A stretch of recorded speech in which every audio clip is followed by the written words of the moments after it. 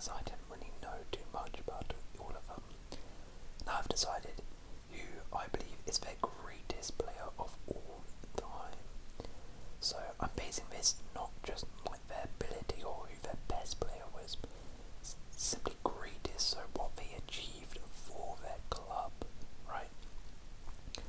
So, of course, I've probably got quite a few of these wrong because a lot of them are really hard one because there was like 50 legends.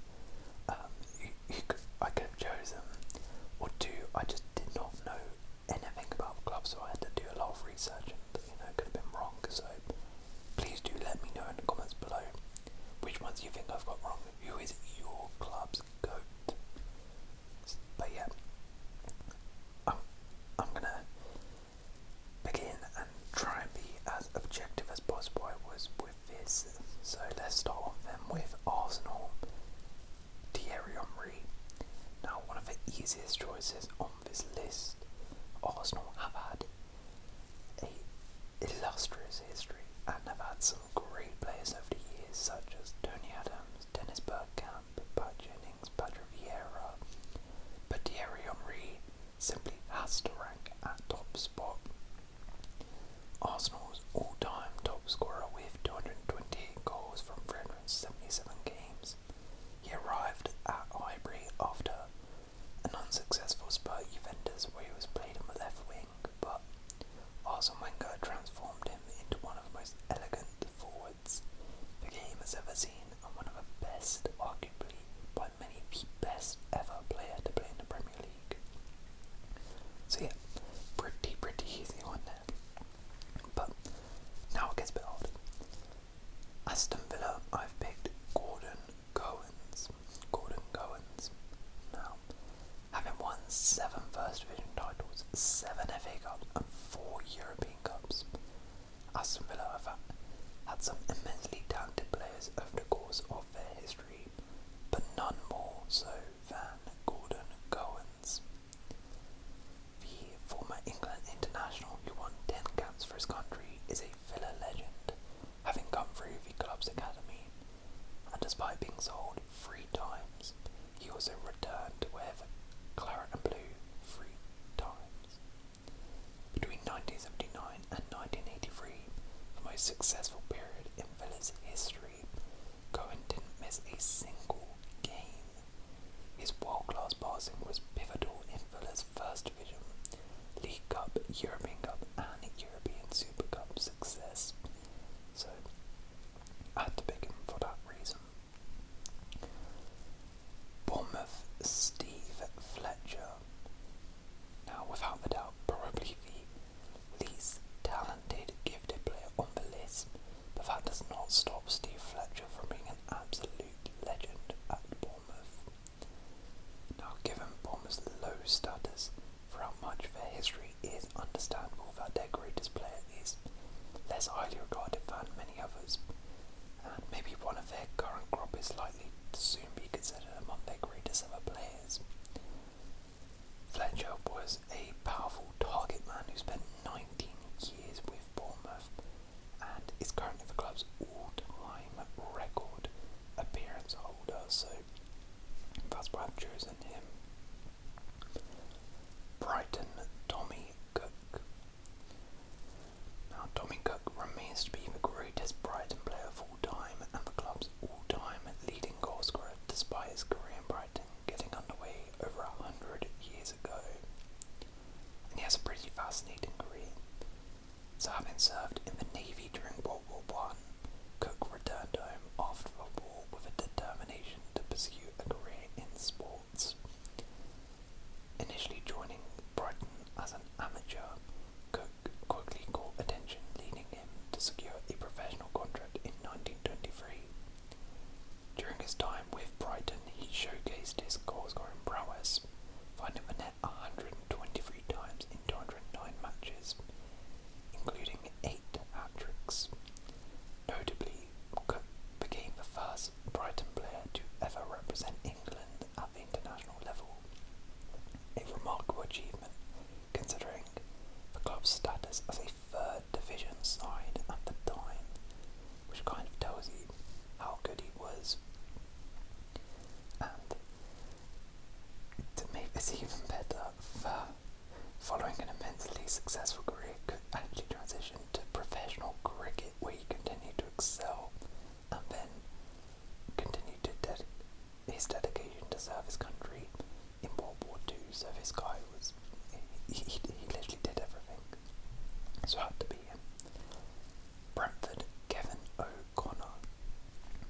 The first man inducted into Brentford's Hall of Fame, and rightfully so, because he is Mr. Brentford. Kevin made over 500 appearances for Brentford in a career that spanned 15 years. He spent much of that time as captain, leading Brentford to promotion in 2009 and 2014 before retiring in 2015. He's a one-club man and Brentford record appearance maker, coming all the way through the academy to the first team and then retiring with the club. So yeah, pretty easy pick here. Burnley, Jimmy McIlroy. Now, nicknamed Mr. Burnley, McIlroy is considered one of the best forwards of his generation. He was dubbed as the brain of Burnley and was a very composed passer of the ball. His neat footwear made him a fan's favourite at Turf Moor and indeed for the Northern Ireland national team, where he made 55 appearances. He helped Burnley win the First Division in 1959-1960 and helped them reach the FA Cup final in 1962. After 497 matches for Burnley, scoring 131 goals, McIlroy was allowed to leave for Stoke, but even now still regularly attends Burnley games and is a true Burnley man. Up next is Chelsea, my club, and I've picked Frank Lampard. Now this is a very, very difficult choice with so many stars being pivotal for Chelsea. Literally, you could have gone for Zola, John Terry, Berger, Didier Drogba, all of these guys. Literally, I was umming and ahhing, but I'm gonna go for Lampard, despite what happened with him as a manager. He was still a prolific midfielder. Lampard is Chelsea's all-time top scorer and their fourth highest appearance holder.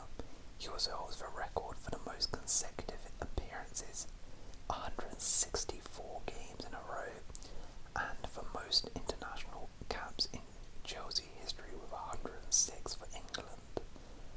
Over the course of 13 years with Chelsea, Lampard scored 211 goals from midfield, winning the Premier League 3 times, the FA Cup 4 times, the Champions League and 5 other trophies with the club. So yeah, I've picked Lampard, but to be honest, you could pick any one of those players I mentioned. Chelsea was definitely one of the hardest on the list. Crystal Palace, Ian Wright. Now this is another one of the toughest of the 20 to pick. You could go for Jim Cannon or Jeff Thomas or even Wilfred Zaha, but ultimately I've chosen Ian Wright. The future Arsenal star arrived at Selhurst Park from non-league Greenwich Borough and he signed for Palace in 1985.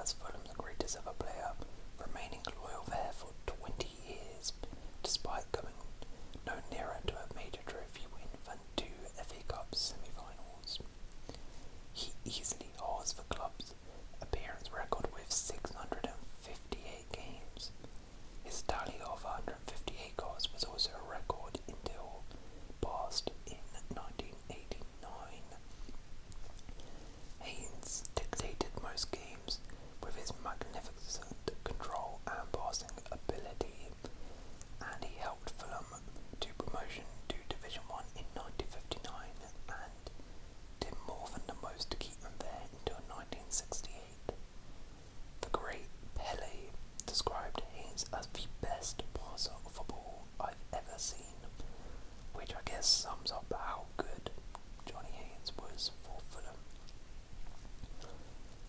Liverpool, Kenny Dalglish. Now, one of the greatest clubs in the history of the game, Liverpool have had a real wealth of world-class players, and many people consider Steven Gerrard to be the greatest of all time. But for me, I'm just about gone Kenny Dalglish still. Now it is true Dalglish was surrounded by better players than Gerrard, but in a squad which won 6 league titles, 3 European Cups and 13 other trophies, Dalglish still somehow managed to stand out, and for this reason he stands as the greatest Liverpool player in history, as I just can't ignore him being the main man and winning that many trophies for Liverpool. Luton, Mick Harford. Now, on and off the pitch, a legend for Luton. In his time at Luton, Hartford earned himself 2 England caps and was part of a Luton side that won the League Cup in 1988. He also scored in the final the following year as Luton lost to Forest. He was a key player at Luton until his transfer to Derby in 1990. Even after his transfer, Hartford managed to help Luton in their fight against relegation, as in the last game of the season, Derby played Luton, and Luton needed a win to stay up. Hartford managed to head the ball from outside his box past Peter Sheldon into his own net as Luton won the game and avoided relegation. Several years later, Hartford admitted that the own goal was actually deliberate, so I think that kind of tells you how much this guy loves Luton, and he spent 3 different spells as a player there, and now works behind the scenes at Luton. Man City, Sergio Aguero. Considered one of the best strikers of his generation and one of the greatest players in the history of the Premier League, Aguero is one of the most recent players on this list. He is City's all-time top goal scorer and holds the record for most Premier League hat-tricks with 12. During his 10 years at the club, he won 5 league titles, notably scoring a last-minute winner in his debut season on the final game to win the club its first league title in 44 years. Further honours with the club include a record 6 EFL Cups, an FA Cup, and he was also part of the club's first Champions League final. Aguero won a Premier League Golden Boot and was twice included in the PFA Team of the Year. He is the 5th all-time Premier League top goal scorer and the highest non-English scorer in the competition, with 184 goals. Pretty easy pick there. Man United, Sir Bobby Charlton. Now, no team in the Premier League has more nominees as Man United. Ryan Giggs, Paul Scholes, Wayne Rooney, George Best, Eric Cantona, Dennis Law, Brian Robson, Roy Keane. I could go on and on. They all deserve a mention, but for me it has to be Sir Bobby Charlton.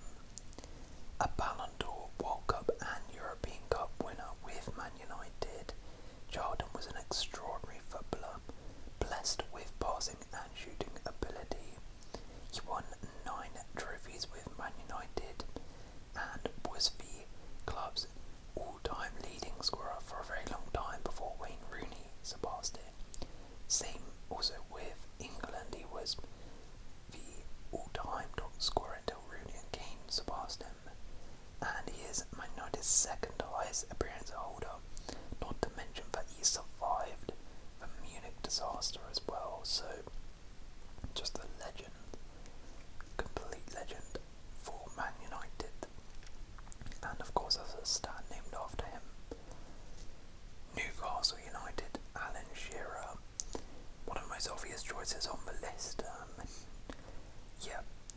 Shearer, first and foremost, he is Newcastle's all-time top scorer with 206 goals from 404 games, but Shearer is the Premier League's record goal scorer, and his tally of 260 goals in the competition, if Harry Kane leaves the Prem, probably will never be beaten. And Shearer, however, did never win a trophy at St James's Park, finishing runners-up in the league once and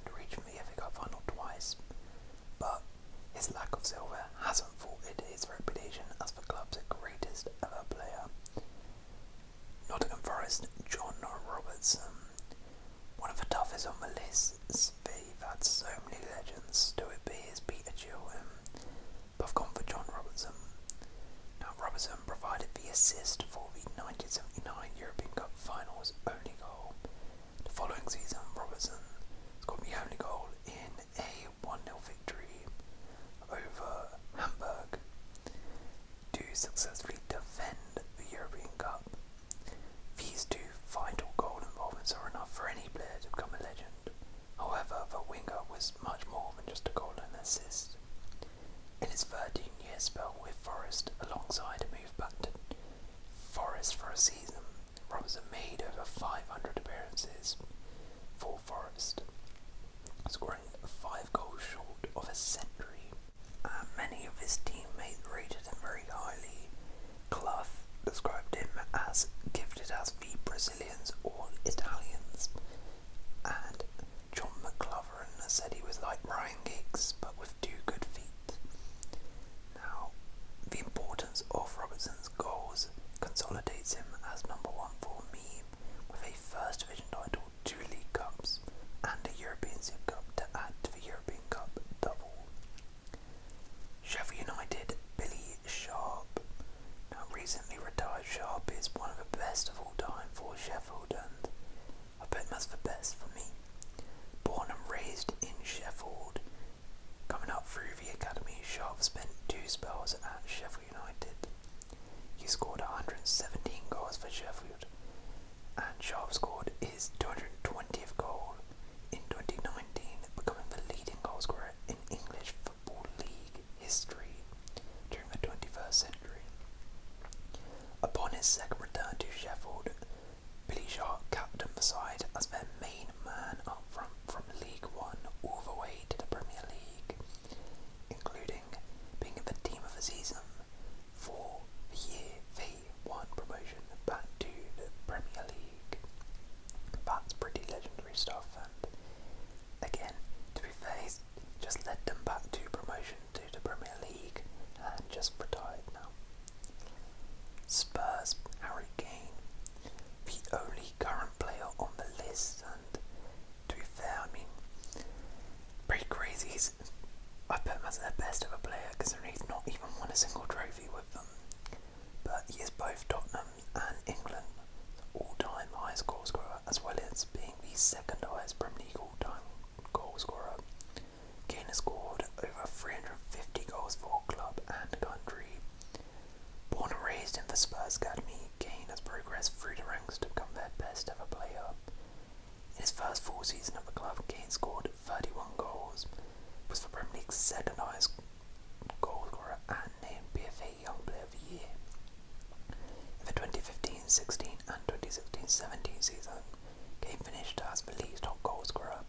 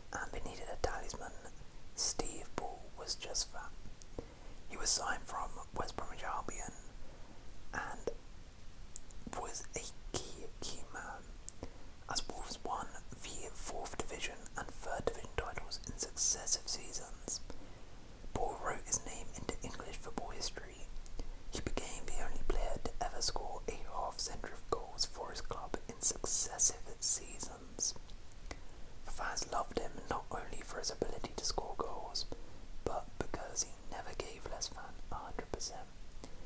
In 1989, he joined a select band of third division players to be capped for England when he came on as a sub and scored against Scotland.